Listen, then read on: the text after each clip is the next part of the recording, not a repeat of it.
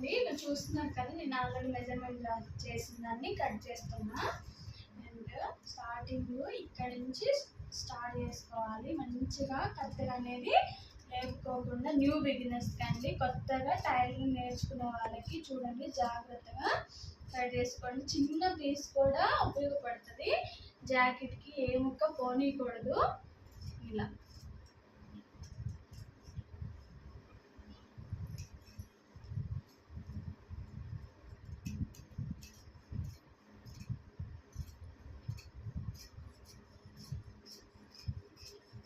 చూస్తారా, ఇక్కడ స్పీడ్ చేసుకోవచ్చు. ఎందుకంటే మెయిన్ పార్ట్ ఏంటంటే మెడ కాడ పోయిందంటే బ్లౌజ్ అంతా ఆగమవుతుంది. ఇప్పుడు ఇక్కడ అనుకో ఎట్లా హెచ్చు తగ్గులున్నా మనకి ఏం కాదు, ఖర్చులోకి వెళ్ళిపోతుంది. కానీ మెయిన్ పార్ట్ ఏంటంటే ఇది. ఇప్పుడు నేను మీకు ఇందాక చెప్పాను కదా, ఈ రెండు ఎందుకు గీసాను అంటే ఇలా ఫోల్డ్ చేసుకొని ఇటొక టక్స్ పెట్టుకుంటే మనం షోల్డరు ఫ్రంట్ బ్యాక్ జాయింట్ చేసేటప్పుడు ఈ మార్క్ అనేది మనకి గుర్తుంటుంది. ఈ గుర్తున్నప్పుడు ఏమవుతుందంటే కుట్టు దీని మీదకి రావాలనే ఒక ఐడెంటిటీ ఉంటుందని చెప్పి ఇలా నేను మార్క్స్ చేసుకుంటా. అండ్ ఇక్కడ చూస్తున్నారు కదా, ఇది కుట్టు రావాలి కాబట్టి ఇది కూడా అంతే మార్క్ చేసుకోవాలి. దీన్ని బట్టి ఇప్పుడు ఇందాక మనము ఫోల్డింగ్ అనేది మన దగ్గర ఓపెనర్స్ అనేది ఆపోజిట్ పెట్టుకున్నాం కాబట్టి ఇప్పుడు ఏం చేయాలంటే ఓపెనర్స్ మనకి ఉంచుకోవాలి, ఫోల్డింగ్ అనేది మన ఆపోజిట్ వేలో బ్లౌజ్ అనేది మార్చుకోవాలి. మీకు ఇంకా సింపుల్గా గుర్తుండాలి అంటే మనం కట్ చేసింది ఇటు లెఫ్ట్ సైడ్ ఉండి చిన్న పార్ట్ చూసారా, లెఫ్ట్ సైడ్ ఉండి ఓపెనర్స్ మనకి ఉంటే చాలు. ఇది గుర్తు అనమాట.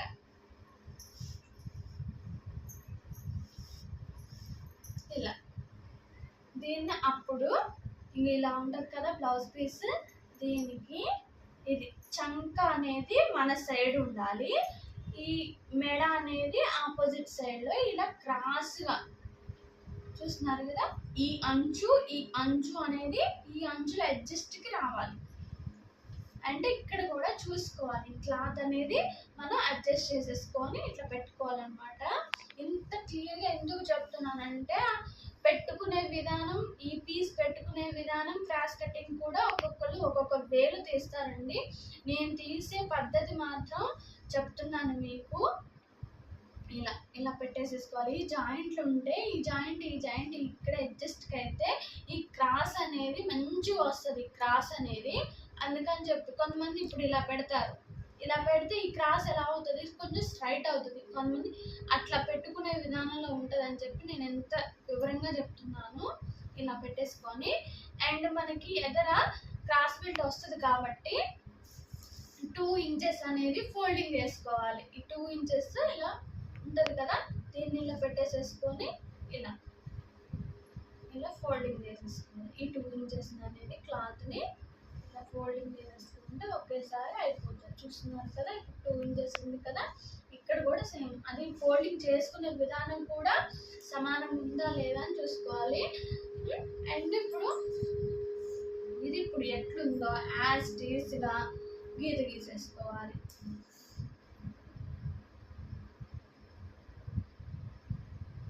ఇది నా వే ఆఫ్ కటింగ్ అండి, అందరిది ఇట్లాగే ఉండాలని ఉండదు. ఇప్పుడు ఇక్కడ మనం ఇక్కడ ఒక టక్స్ పెట్టుకున్నాక కుట్టి ఇక్కడికి వస్తుందని చెప్పి ఇక్కడ కూడా మార్క్ చేసుకోవాలి. నా వే ఆఫ్ కటింగ్ అండి ఇది. అందరూ ఇలాగే చేస్తారు అని చెప్పను, ఒక్కొక్కరు ఒక్కొక్క కటింగ్ చేస్తారు.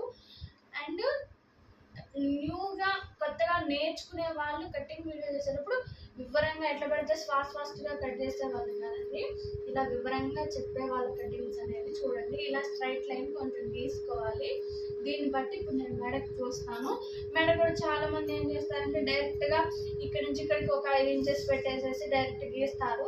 అలా గీయనండి నేను, ఆది బ్లౌజ్ని బట్టే చూసుకోవాలి. ఎందుకంటే వాళ్ళు చెప్తారు మెడ కొంచెం దింపు, లేకపోతే మెడ కిందికి కొంచెం పైకి పెట్టమని. ఇప్పుడు ఈ టక్స్ ఉంది కదా, ఇది పుట్టుకాడికి వస్తుంది కదా, ఈ పుట్టుకాడి నుంచి ఒక 1/2 ఇంచు ఇటుతో కనిపెట్టేసేసుకొని ఇక చూడండి ఇలా రౌండ్ సర్కిల్ ఎక్కడికి వస్తుంది, ఇక్కడికి వస్తుంది. కాబట్టి దీని కూడా ఒక 1/2 ఇంచు మనం ఇందాక ఎట్లాగో బ్యాక్ ఎలా పెట్టే ఇప్పుడు ఇక్కడికి వచ్చింది. ఇది ఇక్కడికి వచ్చినప్పుడు దీనికి ఒక 1/2 ఇంచు అనేది కుట్టిన తర్వాత కిందికి వస్తుంది కాబట్టి ఖర్చుకి అలా పెట్టేశాను. ఇలా తీసుకున్న తర్వాత ఇది రౌండ్ గీసుకోవడమే. పాయింట్స్ మందం పెట్టేసేసుకొని రౌండ్ తీసుకోవాలి. అండ్ దీంతో ఇప్పుడు పార్ట్ ఆఫ్ అయిపోయింది. ఇక్కడ చూస్తారా, ఇక్కడ కూడా మార్క్ చేసుకోవాలి. ఇక్కడ కూడా కట్ చేసుకున్న తర్వాత అనేది మనం టక్స్ పెట్టేసేసుకోవాలి. అండ్ నేను ఎదర ఉక్సులు పార్ట్ అండ్ మనం ఈ మెడ కొలుచుకునేటప్పుడు కూడా కాజా పట్టీకెళ్ళి కొలుచుకోకూడదండి, ఉక్సులు పట్టీకెళ్ళి కొలుచుకోవాలి మెడ కూడా. ఇది చూసారా, ఇది ఇలా మళ్ళీ చూసినా అదే విధంగా రావాలి. చూస్తారా, ఇలా చూస్తారా కరెక్ట్గా వస్తుంది. అండ్ ఇక్కడ నుంచి ఇలా పెట్టుకొని 4 ఉక్స్ ఉంది కదండి, ఈ 4 ఉక్స్ కూడా మార్క్ చేసుకోవాలి. కొంతమందికి చెస్ట్ సన్నగా ఉన్న చెస్ట్ ఎక్కువ ఉంటుంది, దాన్ని బట్టి ఇప్పుడు ఇక్కడి నుంచి ఇక్కడికి కొలుచుకోవాలి. ఎక్కువ పార్ట్ అనేది ఎక్కువ ఉంటుంది కాబట్టి ఇలా ఇది ఇక్కడికి వచ్చింది కాబట్టి ఇలా పెట్టేశాను. ఇప్పుడు దీని అనేది సర్కిల్ ఈ గీతక అనేది రావాలి. ఈ గీతక అనేసి ఇలా దీన్ని మ్యాచ్ చేసుకోవాలి. ఇప్పుడు అర్థమైందా? ఇది ఫస్ట్ పార్ట్ పెట్టాము, 2 ఇంచెస్ అనేది తగ్గించేసుకున్నాము. తర్వాతకి యాస్టీస్గా దాన్ని గీసుకున్నాము. తర్వాత ఫ్రంట్ నెక్కి బ్యాక్ నెక్కి చాలా తేడా ఉంటుంది కాబట్టి అలా ముందు గీసుకోవాలి. తర్వాతకి ఇక్కడి నుంచి ఇక్కడికి 4 ఉక్స్ కాడికి పెట్టుకోవాలి.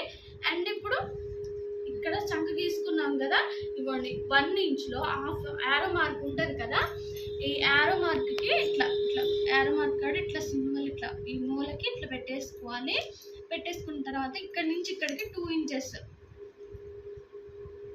అంటే ఇక్కడ నుంచి ఇక్కడికి 2 ఇంచెస్ ఆల్రెడీ ఉంటుంది కాబట్టి దీన్ని ఇట్లా గీసుకోవాలన్నమాట. దీన్ని లో క్రాస్ చూస్తున్నారు కదా, ఇలా లో క్రాస్ అనేది తీసుకోవాలి. నేనైతే ఇలాగే చేస్తాను, నేను నేర్చుకున్న పద్ధతి కూడా ఇలాగే అని చెప్పి మీకు అందుకే ఇంత క్లియర్గా చెప్తున్నాను.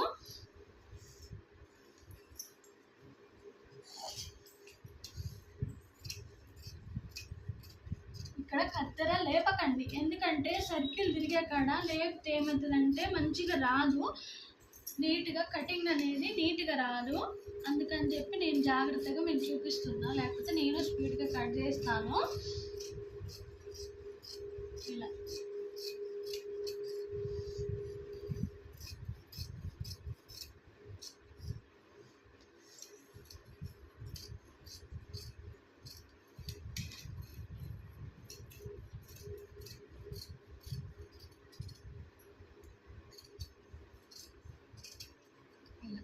కట్ చేసుకున్న తర్వాత ఈ టక్స్ మళ్ళీ పెట్టుకోవాలి. ఎందుకు ఇన్నిసార్లు చెప్తున్నానంటే ఒక్కోసారి మనకి తేడా పడినప్పుడు ఏమవుతుందంటే ముందు మెడ కిందికి అయిపోతుంది. ఇప్పుడు ఫర్ సపోజ్ ఇది పైకి పెట్టారు, ఇంకో ఈ మెడ పైకి అవుతుంది. అలా తేడా రాకోకుండా ఇప్పుడు బ్యాక్ పార్ట్ ఫ్రంట్ పార్ట్ ఇలా పెట్టినప్పుడు ఈ 2 ఇలా సమానంగా వస్తాయి. ఇట్లా ఇది చూసుకొని అయినా మనం మార్క్ చేసుకుంటాం కాబట్టి ఆటోమేటిక్గా కుట్టేసుకోవడానికి ఈజీగా ఉంటుంది. లేకపోతే ఏమవుతుందంటే ఇది పైకి పోతూ ఉంటుంది, లేకపోతే ఇది కిందికి వస్తూ ఉంటుంది. అప్పుడు షోల్డర్ కూడా ఇబ్బంది పడుకోకుండా ఉంటామని చెప్పి నేను ఇంత క్లియర్గా చెప్తున్నాను. Okay, bye.